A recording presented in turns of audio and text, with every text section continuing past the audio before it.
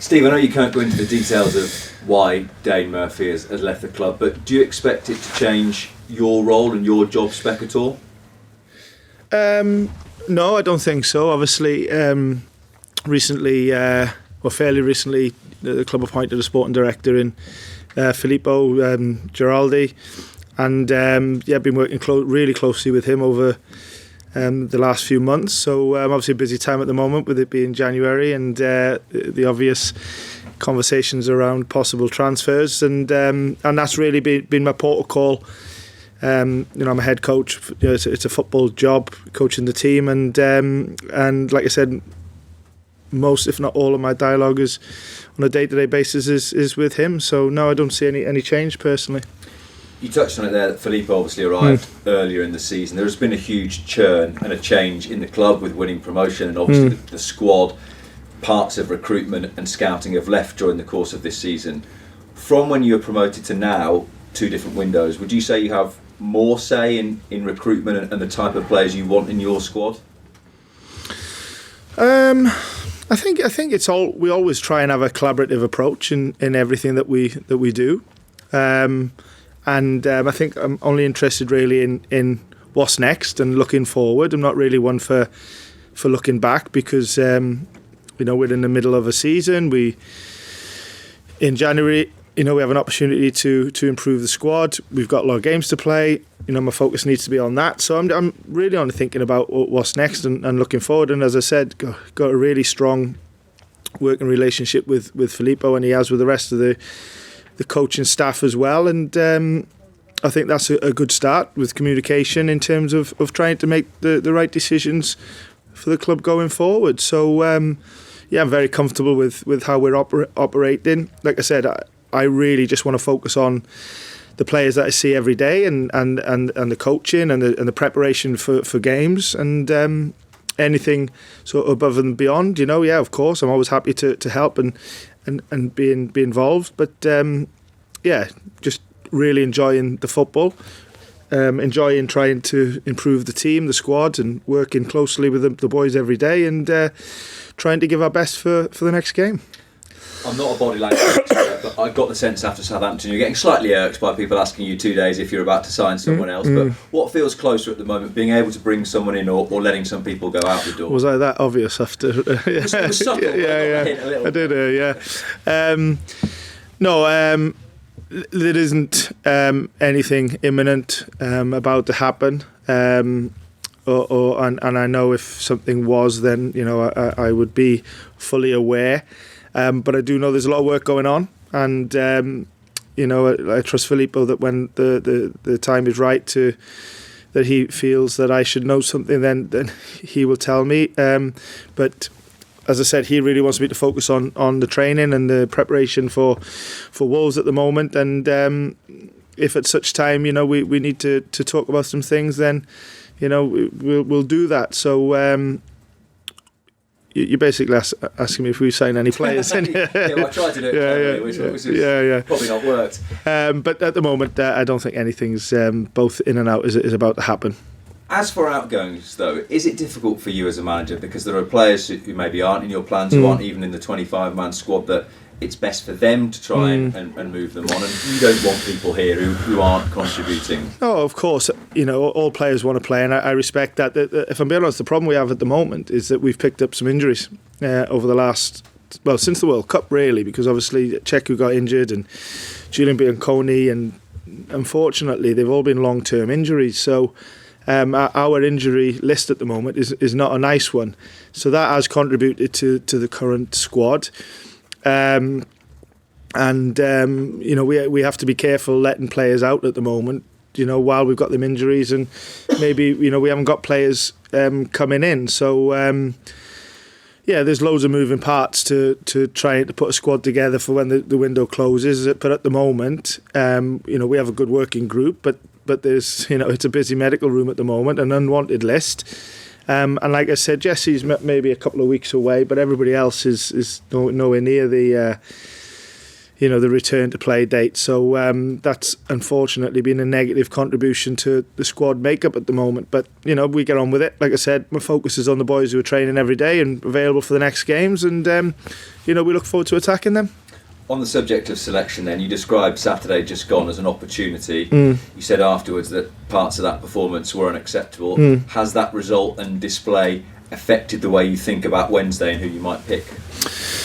Yes and no. I think the two different situations. Obviously, the Blackpool game came at the end of a busy week where we played on the Sunday and the Wednesday, so then to go on again on the Saturday is not something you normally do. In a 3-game week, you normally get at least 3 days between at least 2 of the games, and that wasn't the case. And just because of the injury list, I just couldn't run the risk of picking up more injuries. But at the same time, the team that we put out was more than capable of winning that match, and I say that completely respectfully to Blackpool, who obviously did well on the day.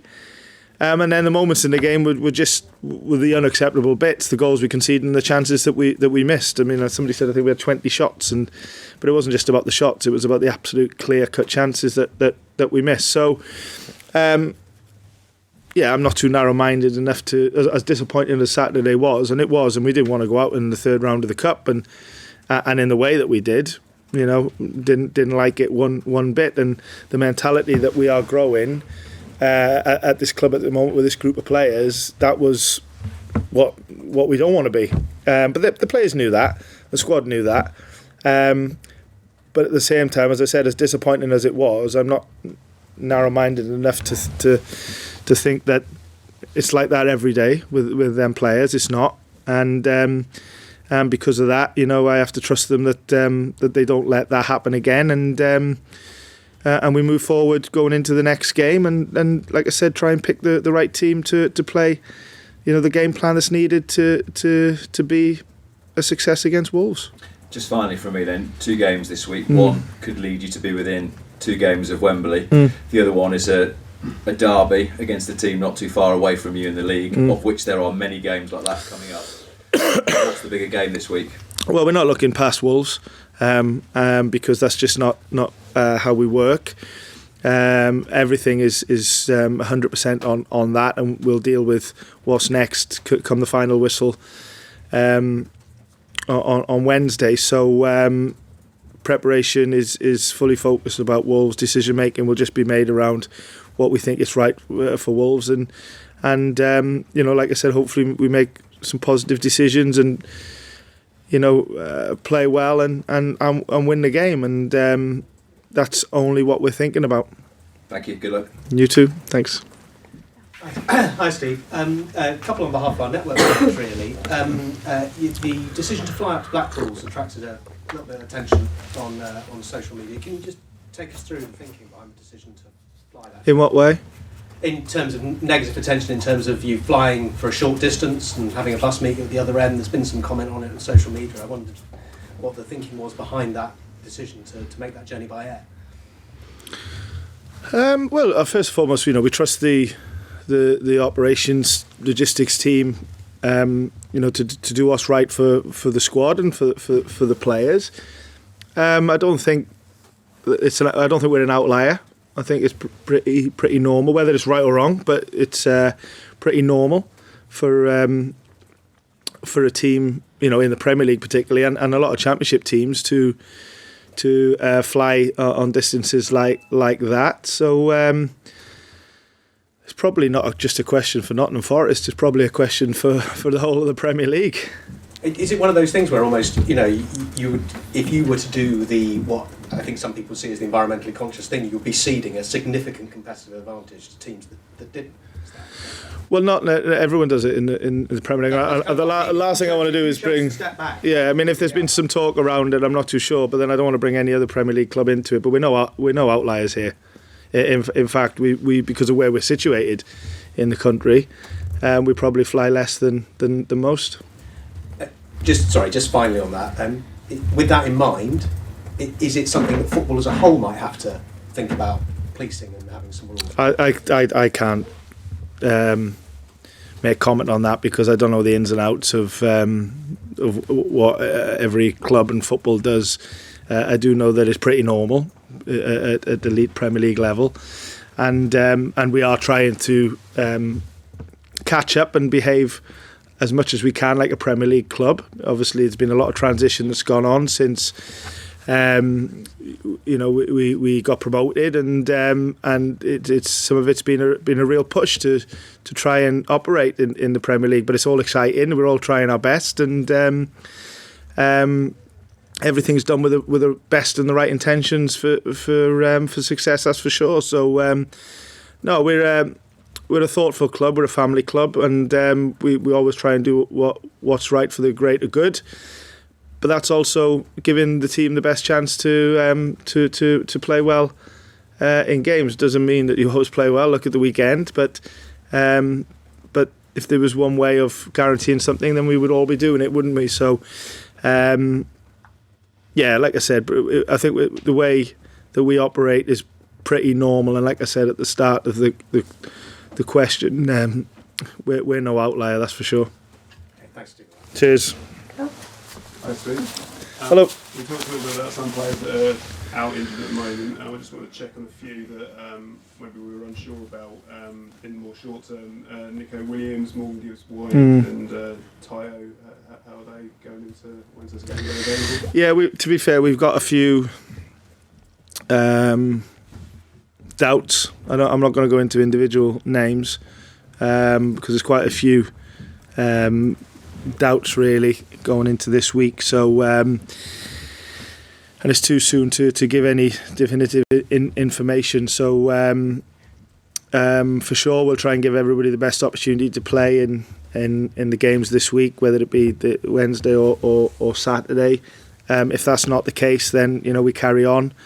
But it's not been a great time, if I'm being honest, on the medical front, and that seems to be continuing. Unfortunately, which sometimes these things can, but we do our very best not to let it get in our way. We are not one for excuses. We're only want to be looking for positivity and good solutions, and whatever players are available, we'll be doing our best for sure. Cheers, thanks. How you doing? You all right? Yeah, good to you. Just one follow-up from me. Cup game, quarter-final, Carabao Cup, Walton Town. What are you expecting from Wednesday? A brilliant atmosphere. I saw some of the excitement. Was it Colin 24 years? Did you tell me? After 9 years. Is it? Yeah. After 94. yeah, it's good maths. So from me, that is not. No, I know there was a lot of excitement after the Blackburn game. So we respect that a lot, and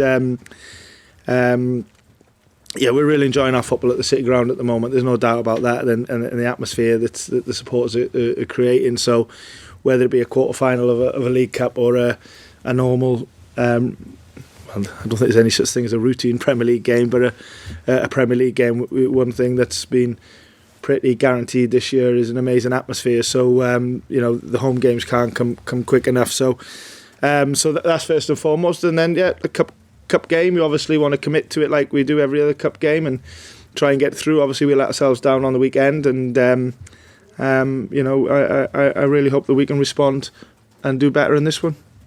Thank you. Thank you.